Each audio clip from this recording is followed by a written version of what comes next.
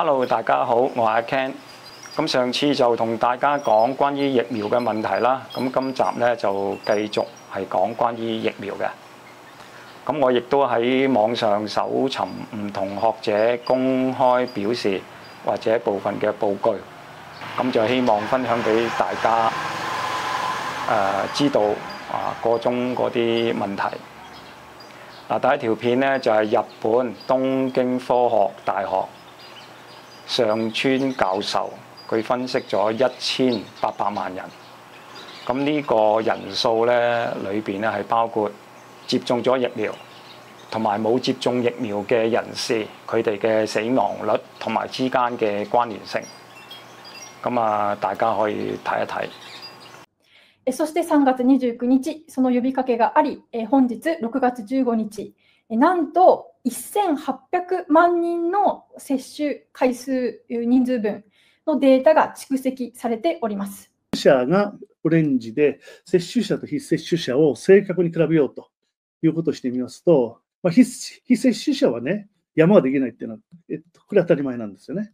打っても別になくなるわけじゃない、打っていませんので、何の問題もなく、フラットになるわけです。問題は接種者の方なんですけれども、緑のグラフ。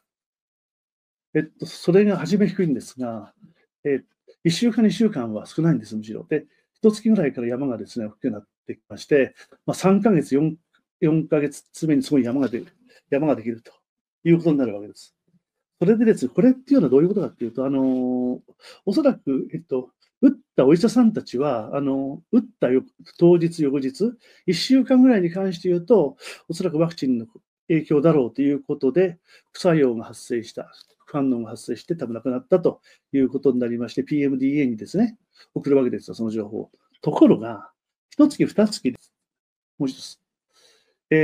それからもう一つ、分かったことなんですけども、接種をですね、打てば打つほど山が前の方、左の方に、移動しているという現象も分かりまして、接種回数が増えていくと、死亡者の山の出現が早くなります。ということは、打てば打つほど死にやすくなると。より短い期間で、だから率が増えてくるということでありまして、それでまずですね、山ができる、でワクチン接種に毒性だとか死亡を誘導する効果がなければ、山にまずならないわけですよ。これがまず一つの発見で、打つ回数が増えれば増えるほど移動していくというふうなことは、打ったですね、毒性が重複どんどんしていって、回数が増えれば増えるほど早くなくなっていくというふうなことだと思います。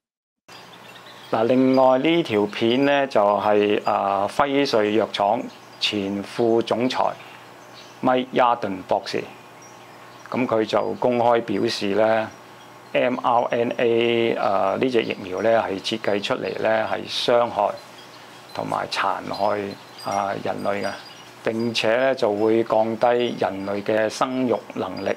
If you followed me, you'll know I over 30 years in research in the pharmaceutical industry and biotech. I trained in toxicology and I worked with colleagues designing experimental molecules that we hoped would become medicines. That gives me the credentials to stand, as it were, in the shoes of the designers of these vaccines and answer the question, what were you thinking when you made these design decisions? Now you can go and watch any of my interviews, but I'll cut to the chase.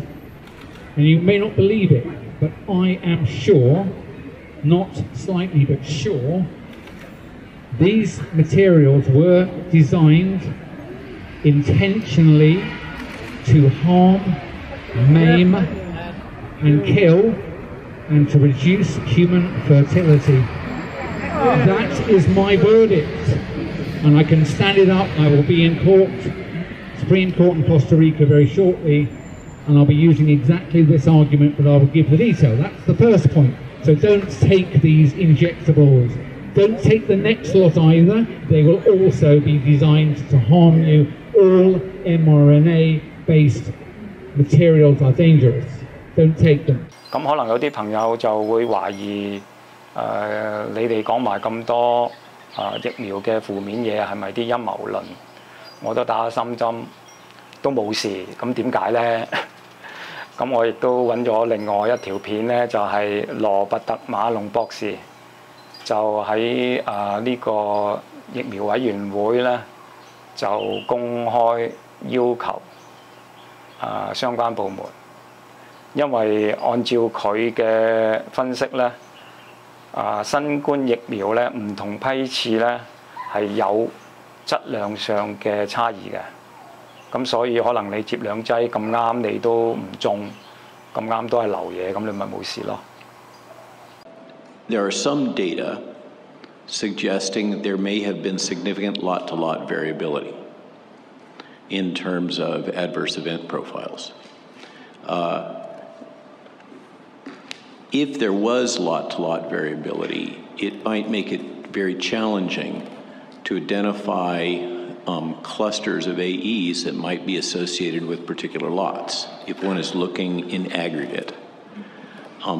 Is that a topic that has been considered, discussed, analyzed? How have you approached it?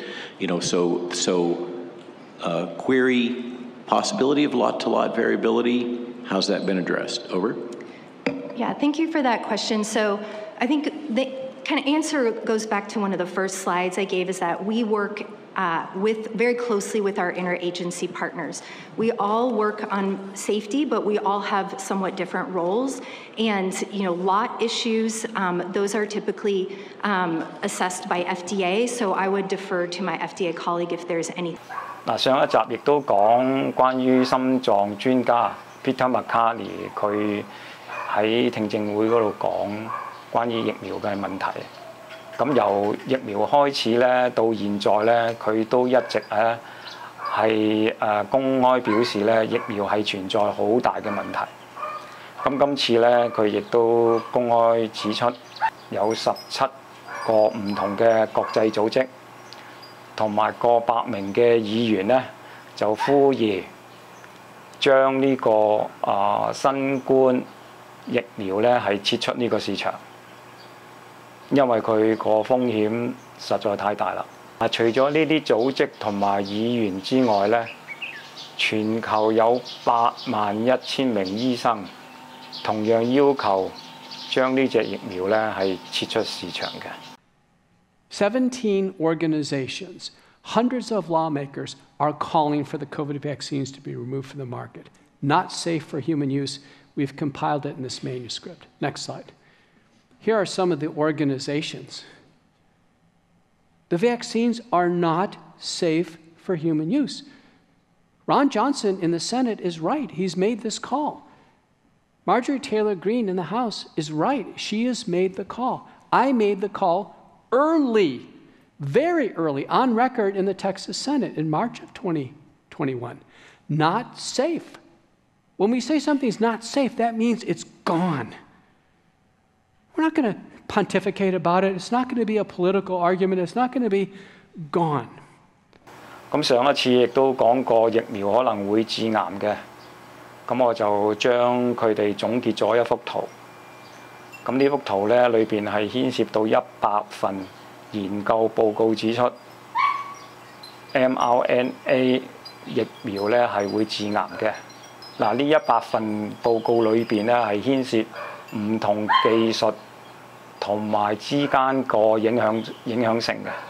嗱，如果有興趣嘅朋友咧，就要睇一睇入邊嘅內容啦。咁今日咧就同大家分享住咁多，咁就希望大家咧就多加注意自己嘅身體，尤其是接種咗疫苗之後，覺得個身體大不如前嘅朋友，就更加要留意自己身體嗰個狀況。